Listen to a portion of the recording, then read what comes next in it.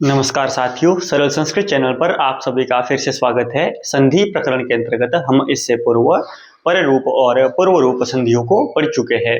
आज हमारा अच संधि का ये अंतिम भाग है और इसमें हम देखने वाले हैं प्रकृति भाव संधि। इसके बाद हमारी जो है वो हल संधि आरंभ हो जाएगी। अभी तक हम पढ़ रहे थे अच संधि, अच अर्थात स्वर। तो स्वरों के अंतर्गत जितनी भी संधियां आती है मुख्य रूप से जो परीक्षा की दृष्टि से महत्वपूर्ण है उन संधियों का हम अध्ययन कर चुके हैं। तो आज की संधि है प्रकृति भाव संधि। बिना किसी देरी के शुरू करते हैं। प्रकृति भाव संधि का क्या नियम है? सबसे पहले हम सूत्र की बात करेंगे। तो प्रकृति भाव संधि का क्या सूत्र रहता है? प्लुत प्रगृह्य अचि नित्यम। क्या सूत्र है? प्लुत प्रगृह्य अचि नित्यम। तो हमने जब संज्ञा प्रकरण पढ़ा था वहां पे पूर्व में हमने एक बात जानी थी कि स्वरों के तीन भाग होते हैं, तीन भेद होते हैं। कौन कौन से? ह्रस्व, दीर्घ और प्लुत। यहाँ पे दो बातें आएगी, एक तो प्लुत और दूसरा प्रगृह्य। तो प्रगृह्य क्या है? ये हमने जब आपका संज्ञा प्रकरण पढ़ा था वहां हमने एक सूत्र पढ़ा था, इद उद एद द्विवचनम प्रगृह्यम। सूत्र था इद उदेद द्विवचनम प्रगृह्यम, अर्थात जो इकारांत, उकारांत और एकारांत ये दीर्घ जो शब्द होते हैं जब ये द्विवचन में बनते हैं तो उनको जो है वो प्रगृह्य संज्ञक कहा जाता है। जैसे आपका हरि शब्द है तो हरि हरि हरयः, वहां पे द्विवचन में आपका दीर्घ इकारांत बनता है तो उसे क्या कहेंगे? आपका प्रगृह्य संज्ञक वो शब्द कहलाएगा। उसी प्रकार गंगा शब्द है, गंगा गंगे गंगा, तो वहां पे द्विवचन में कैसा बनता है? वो गंगे। द्विवचनांत जो रूप होते हैं यदि वे दीर्घ इकारांत है, एकारांत है या दीर्घ उकारांत है तो उन्हें क्या कहते हैं? आपके प्रगृह्य संज्ञक कहा जाता है। उनकी संज्ञा प्रगृह्य होती है। तो वही यहाँ पे बात की है। सूत्र क्या कहता है कि प्लुत प्रगृह्य अचि नित्यम, अर्थात प्लुत अथवा प्रगृह्य संज्ञक के परे यदि कोई अच आता है तो उसकी जो है वो प्रकृति भाव संधि हो जाती है। वहां पे उसको क्या आदेश हो जाता है? उसको प्रकृति भाव आदेश होता है। अब प्रकृति भाव संधि से क्या तात्पर्य है? प्रकृति अर्थात जो जैसा है उसको वैसा ही आदेश होगा, उसमें कोई भी कार नहीं आता। प्रकृति क्या होती है? मूल प्रकृति। अब सांख्यों की दृष्टि से भी आपने पढ़ा होगा तो मूल प्रकृति जो जिसका मूल होता है अर्थात जिसमें कोई भी कार नहीं होता उसे प्रकृति कहते हैं। जब उसमें विकार आ गया तो वो विकृति कहलाती है। प्रकृति अर्थात जो जैसा है वैसा ही रहेगा। तो संधि के नियम ने क्या बताया कि प्लुत प्रगृह्य अचि नित्यम, प्लुत अथवा प्रगृह्य संज्ञक के परे जब कोई अच आ जाए, जब कोई स्वर आ जाए तो वहां पे क्या होता है कि उसको प्रकृति भाव आदेश होता है। उन दोनों वर्णों के स्थान पर कोई भी विकार नहीं आता, वे वैसे के वैसे रहते हैं।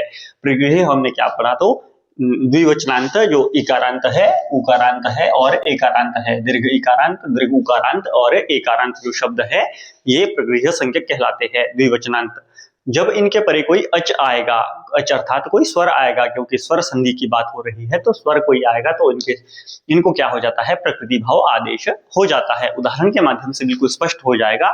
जैसे आप देख सकते हैं, हरि धन एतौ, एषः एतौ एते, द्विवचनांत हरि हरि हरयः। हरि एक वचन में हरि, फिर हरि हरयः, द्विवचन में बनता है आपका रूप हरि।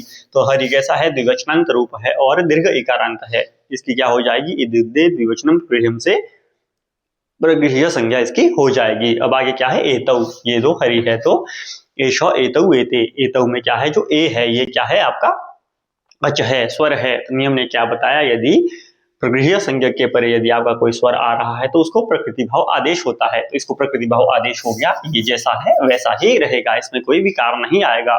इसमें क्या विकार आ सकता था? तो आप देख सकते हैं पूर्व में ई है और उत्तर में जो है वो आपका स्वर है।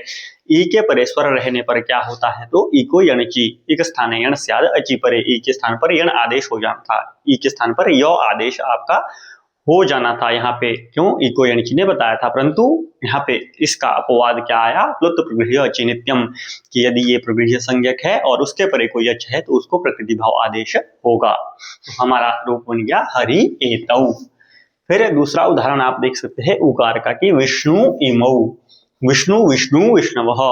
तो वहां पे भी विष्णु, विष्णु में जो है वो उकारांत, दीर्घ उकारांत शब्द है, द्विवचनांत शब्द है, अतः ये प्रगृह्य संज्ञक हुआ। इसके परे जो क्या है? आपका अच ई है तो इसको क्या हो गया? इसकी प्रगृह्य संज्ञा, पहले प्रगृह्य संज्ञा हुई और इसके परे एच होने पर इसको प्रकृति भाव आदेश हो गया। किस सूत्र से? तो प्लुत प्रगृह्य अचि नित्यम, इस सूत्र से इसको प्रकृति भाव आदेश हो गया। अर्थात जो जैसा है वैसा ही रहेगा, इसमें कोई भी विकार नहीं आएगा। तो आपका संधि पद भी यही बनेगा, विष्णु इमौ।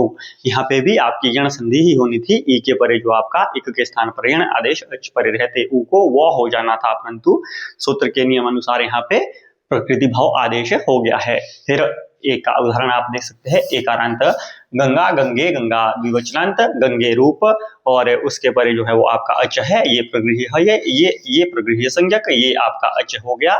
तो इस ए के स्थान पर नहीं तो नियम के अनुसार आपने सूत्र क्या पढ़ा था, एचो अयवायावह, ये आपने जो है वो नियम पूर्व में पढ़ा है।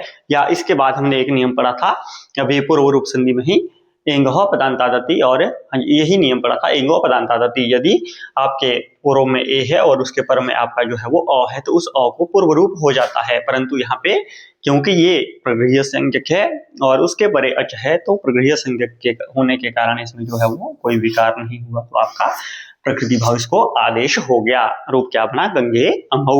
तो यहाँ पे ये आपको नहीं समझना है कि इसमें कोई संधि नहीं हुई है। इसमें कौन सी संधि हुई है, इसमें जो है वो प्रकृति भाव संधि हुई है। परीक्षा में आपको आपका जो है वो भटकाने के लिए आपको इस प्रकार के पद दे दिए जाएंगे कि इसमें क्या संधि हुई है या नहीं हुई है। तो संधि हुई है तो कौन सी संधि हुई है, आपको लगेगा कि विष्णु इमौ, इसमें तो कोई संधि नहीं हुई है, इसमें क्या है कि यण संधि होनी थी, परंतु नहीं, इसमें जो है वो प्रकृति भाव संधि हुई है। इसी प्रकार आप प्रत्येक संधि के जैसे हमने अभ्यास की है, तो 10 से 15 उदाहरण आप इसके अभ्यास अवश्य कीजिए, तभी आपको ये विषय स्पष्ट होगा। अभी इन 3 उदाहरणों से तो विषय स्पष्ट हो ही चुका है, परंतु आप इसका जो अभ्यास करेंगे तभी आपको विषय में पकड़ आएगी। इस वीडियो में इतना ही। आज हमारी जो है वो अच संधि का प्रकरण पूरा हुआ।